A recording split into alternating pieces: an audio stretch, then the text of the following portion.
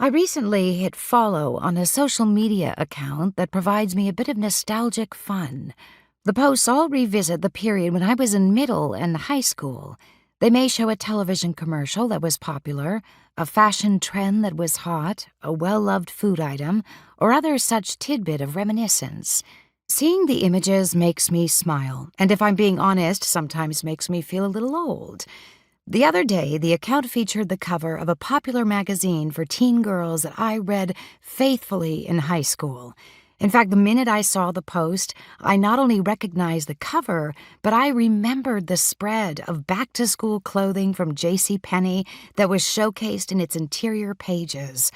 Oh, how I'd long to dress like the smiling models in the magazine. I remember circling the outfits I wished I could go to the mall and buy. However, it wasn't just the clothing I'd yearned for back then.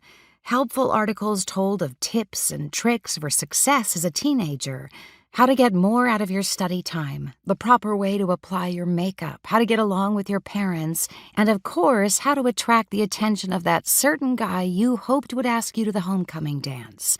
Even at that young age, I was trying to find success in the various components of my everyday life.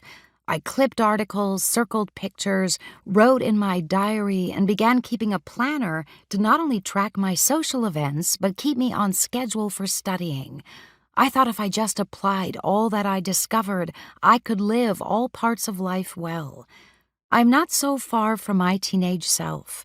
Pick any year of my adult life, whether it was in college, when I was first married, my days as a new mom, or today, now that my children are all older, I still shoot for success in the various areas of life, thinking somehow it comes from the outside in. That if I can just unearth the best time management tips or household hacks or health and beauty secrets, not to mention faith-based shortcuts that will catapult my spiritual growth, then my life will be happy and whole. However, after 3 decades of adulting, I have learned an important truth.